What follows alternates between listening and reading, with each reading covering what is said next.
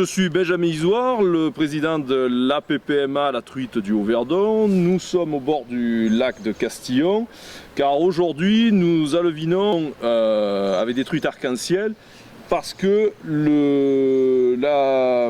ce sont des poissons qui grossissent plus vite que la truite fario, parce que nous les avons à disposition au lieu de les utiliser là où ça ne fonctionnerait pas dans les rivières.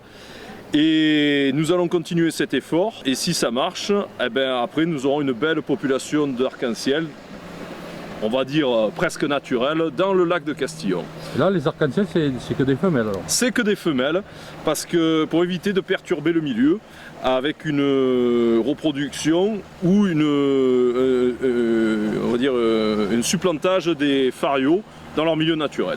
Donc c'est vraiment un plus, avec le minimum de répercussions pour les truites fario de la rivière.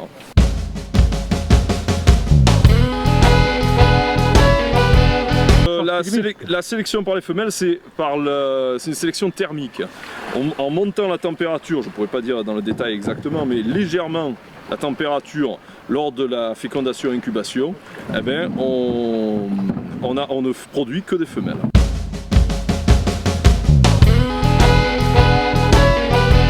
Alors elle vient de la pisciculture fédérale de Marcoux, du côté de Digne, et c'est l'équipe de pisciculteurs fédérale qui les a fait naître, qui s'en est occupée jusqu'à maintenant, et elles font à peu près cette taille.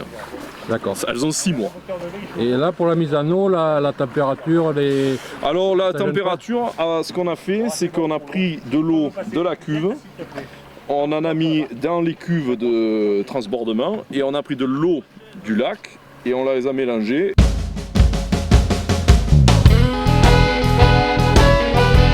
L'eau se répartissent comment là? Sur le lac un peu partout? Alors c'est nous qui les répartissons, on va avec le bateau, on va partout. Et c'est pour qu'il n'y ait pas de concentration de prédateurs si jamais il y a des prédateurs comme les brochets, les sandres ou même les grosses truites qui les trouvent. Oui, il ne faut pas tous les mettre au même endroit, comment ça serait... En fait on les répartit sur tout le lac, excepté la base de la DGA. Une répartition homogène sur l'ensemble du lac? Voilà, sur l'ensemble du lac. D'une part pour leur donner le plus de chance et pour qu'elles occupent, qu'elles ne se fassent pas concurrence entre elles, mais aussi pour qu'elles ne soient pas la cible de prédateurs. Oui, parce que bon, logiquement, il y a d'autres poissons qui les mangent. Ah oui, voilà. Et le lac de Castillon est très connu pour ses gros brochets. Oui.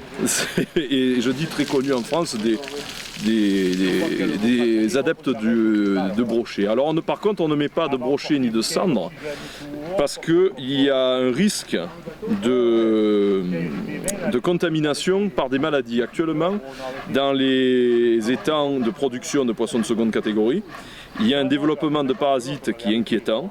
Or, les populations de Castillon en cendres et en brochets et en poisson blanc sont vierges de tout parasite.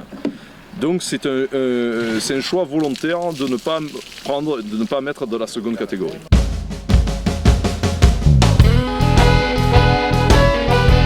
Selon l'ONEMA, le lac est à l'équilibre en termes de poissons de seconde catégorie. Donc on a à disposition, via les équipements fédéraux et notre dotation, des alevins de truites. C'est pour ça qu'on a choisi d'une part de faire des truites parce qu'on les avait, et ensuite de ne pas mettre de poissons de seconde catégorie pour vraiment éliminer tout risque. C'est une consigne fédérale et c'est une consigne aussi de l'ONEMA. D'accord. Et pour les autres rivières, ça se passe comment? Alors, pour les autres cours d'eau du secteur, alors nous alevinons que les ruisseaux de haute montagne, enfin de haute montagne dans le Haut-Verdon, et au-dessus des infranchissables qui font la séparation entre les populations autochtones qui ont été identifiées par des analyses génétiques et les populations exogènes que nous avons mis nous. Sur les populations autochtones, on a remarqué que quand on mettait des alevins de populations exogènes, le taux de survie était de l'ordre de 1 à 2% par rapport à des truites adultes, nées dans le milieu sauvage.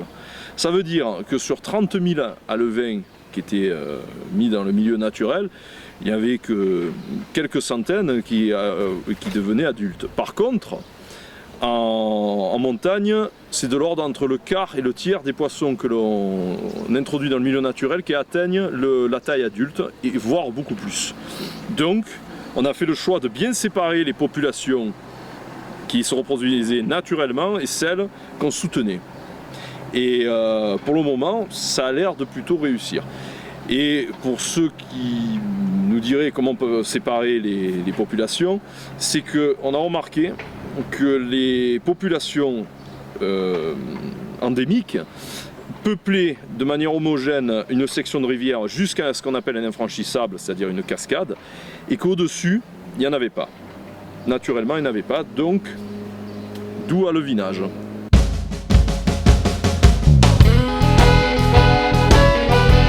Le levain qui est né artificiellement est plus gros que l'alevain né dans la rivière.